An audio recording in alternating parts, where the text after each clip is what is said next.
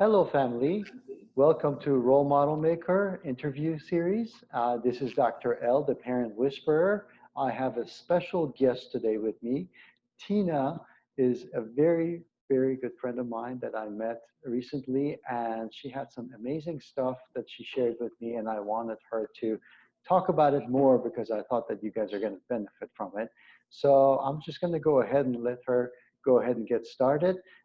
Tina, Bishai, right? Is that how? Yes, that's correct. Very good. So without further ado, here is Tina Bishai. Tell us all Thank about you. you. Thank you, Dr. L. It's so kind of you to invite me on. Thank you. So I'll just tell you a little bit about myself. Right now, at the moment, I'm a health coach, and I work with parents who have kids with autism and ADHD. And I'm also a shamanic practitioner. And so some of you may know what that is, and some of you may not, but I'll just share a little bit of my story so you can see where I've come from.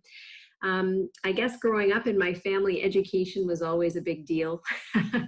So, 3 degrees and 9 years later in university, I came out with a Bachelor of Science in Human Biology, one in physical therapy, and then a few years later an MBA.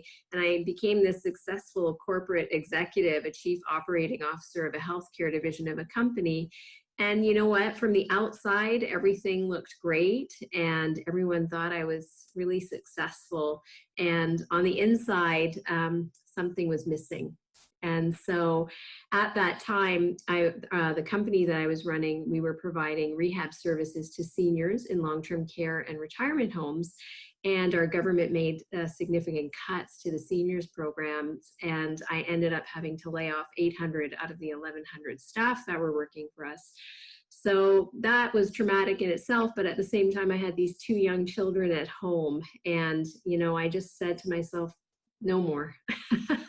This wasn't for me. I wanted to be with my kids too and spend the quality time that I really longed for. And so for the first time, I just started following my heart. And, I had always loved alternative medicine.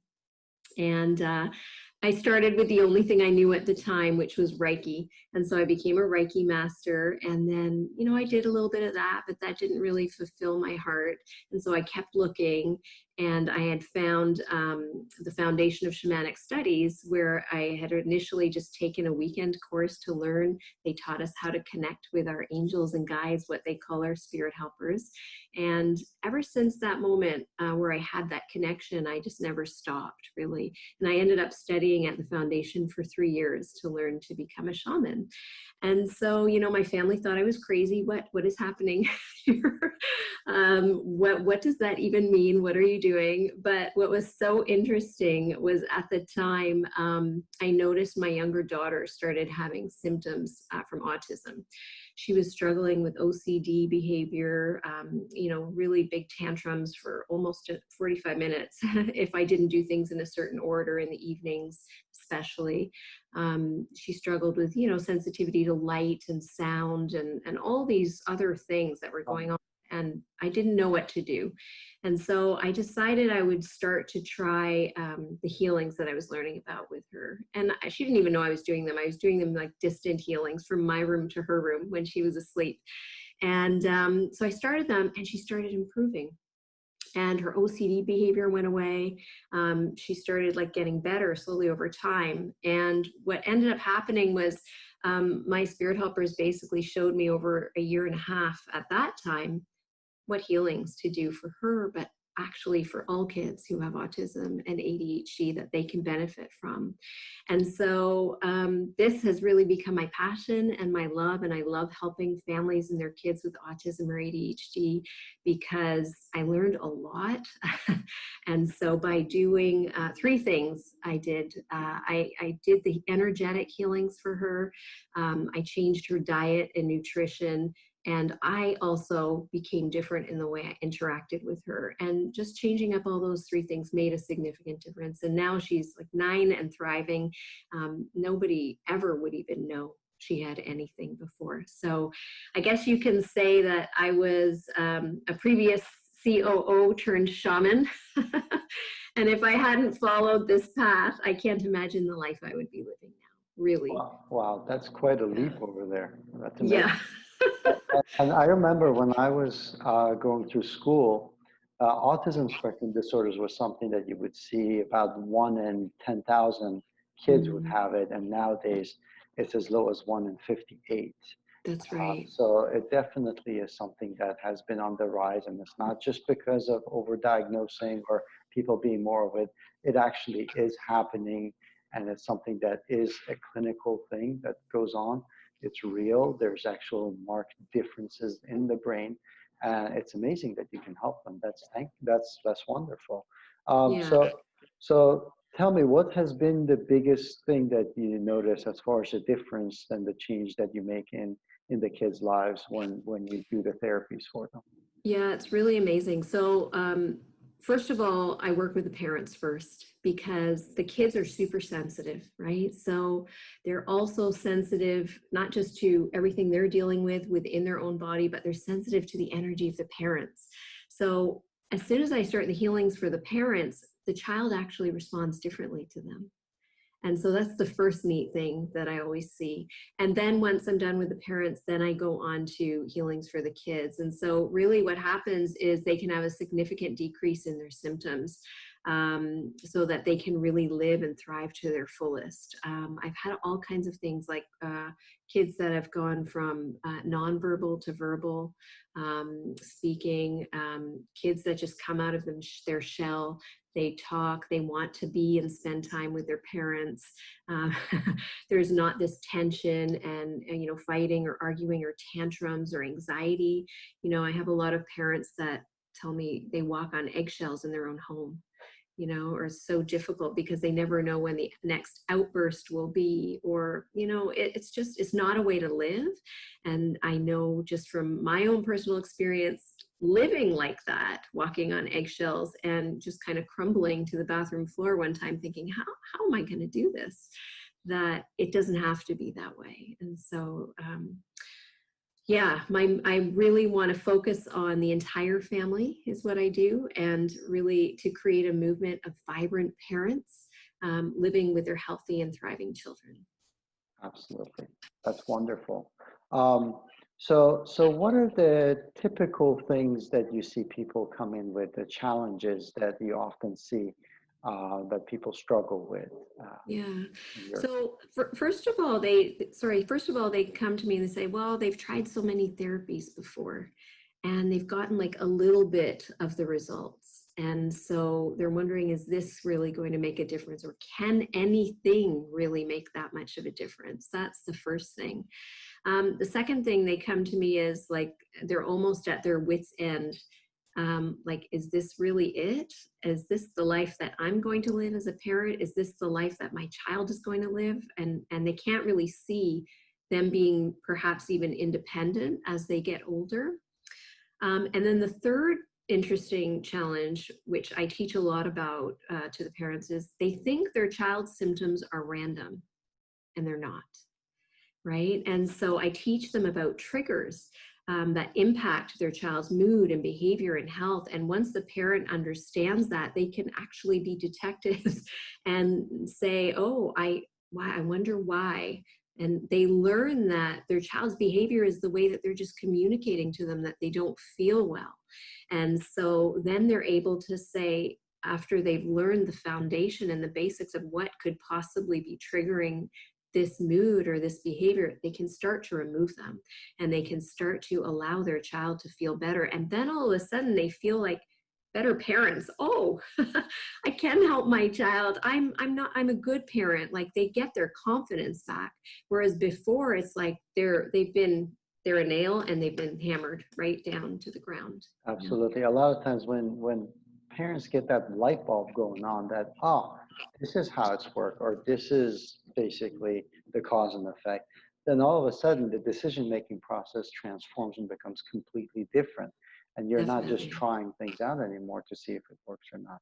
And that That's right. frees up Yeah. resources, frees up time, and gives you hope as well. It gives the parents freedom. Like right now, when they come to me, they can't imagine their life being any other way. You know, I had one dad tell me, we don't do anything, you know, even though it's COVID, but he was saying even before that time, we don't do anything. We can't go to our friend's house. You know, my son wouldn't be able to be there and be comfortable, and we would have to tend to him. So it's like parents are living their lives because they've got to take care of their kids, but then they don't have their own lives as well. And it's just a shame because it doesn't have to be that way. Right. Absolutely. So what are some of the tips that you have for our audience members when they're dealing with autism spectrum?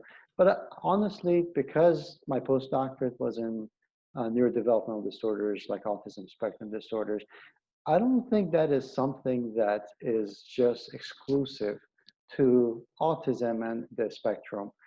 We all have a bit of autism. We all have a bit of ADHD. So what are some of the tips that you have that could help the parents as well as the families not only cope, but improve themselves?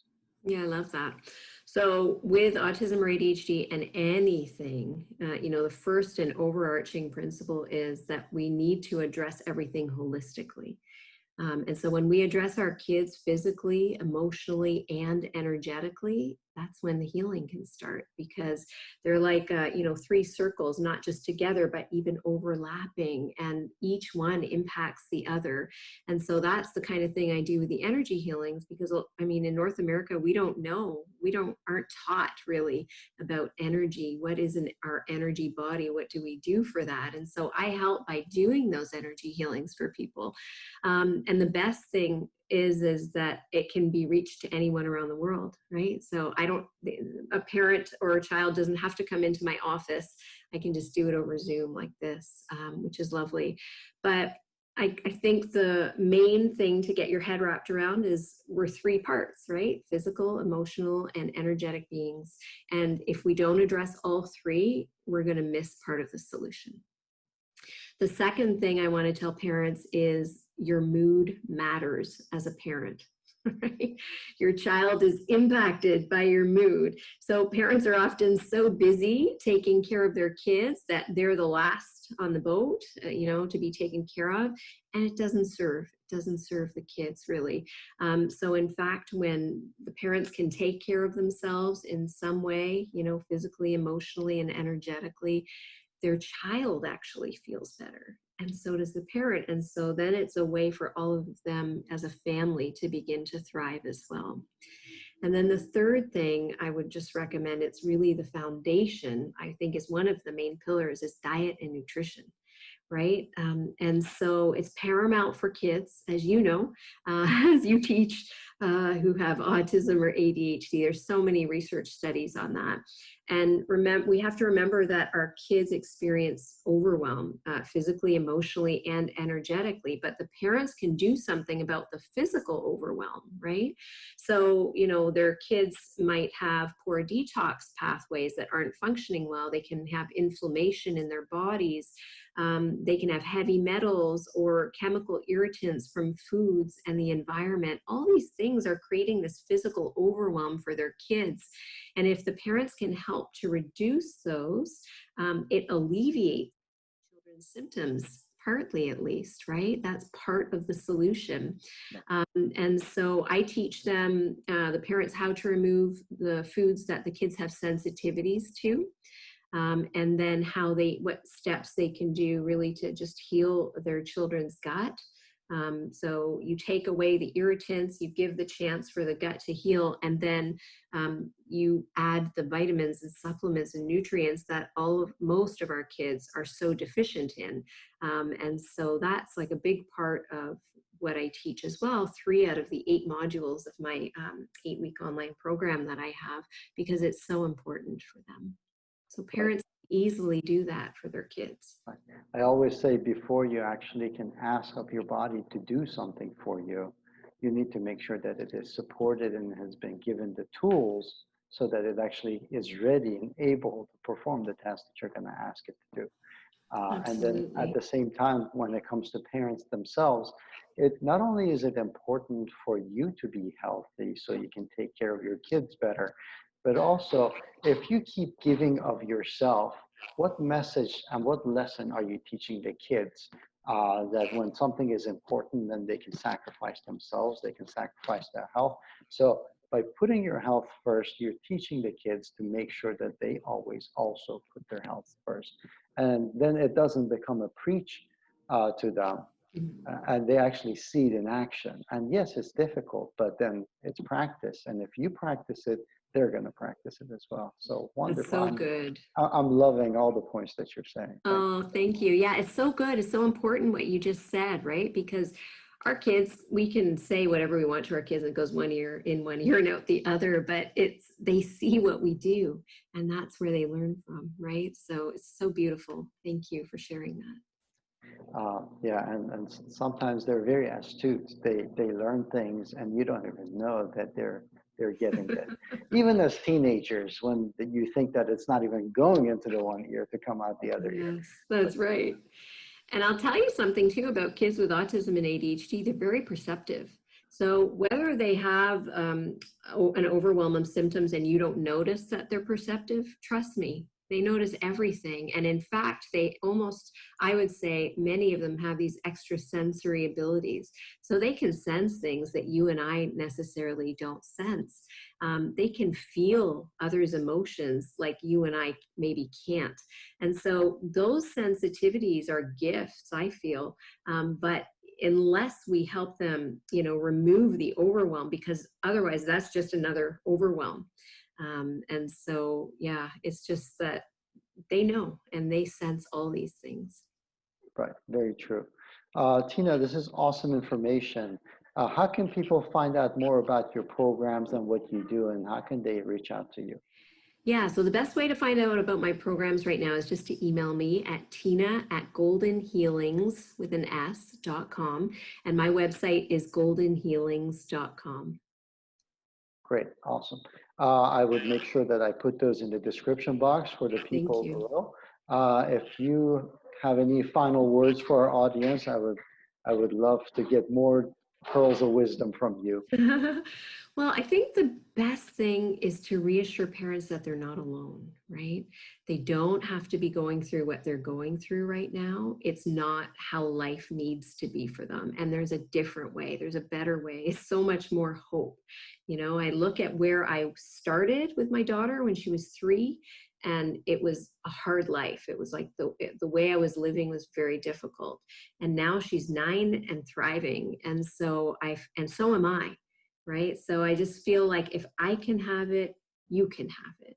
And I've shown this with many other families and parents and their kids as well. And so just to let parents know that there is a better way and they don't need to struggle, and their child can thrive beyond perhaps what they've even ever imagined for them. I love it. Actually, you pointed out to something that is very dear to me. Autism is a connectivity problem. Different Mhm. parts of the brain are not connecting together. And sometimes we're also not connecting to those around us, connecting to the universe. And all of those, like you mentioned, the energies, that connectivity, being part of this universe, being part of this world, being connected to the society and the people around you that love you, and also being connected inside of you to different body parts, making sure you're not clumsy, different brain centers. Those are all connectivity. So yes, and parents need to understand that as well, that they are not alone, that they are connected, and they just need to reach out and connect. So thank you Mhm. so much for that information. Oh, thank you so much for having me. It was, of all audience, thank you very much for staying with us. Tina, it was awesome having you here. We look forward to getting more input from you, and I'll make sure that I put all your information in the description for the audience to reach out to you, and then we'll go from there. I look forward to seeing you all in a future episode. Cheers.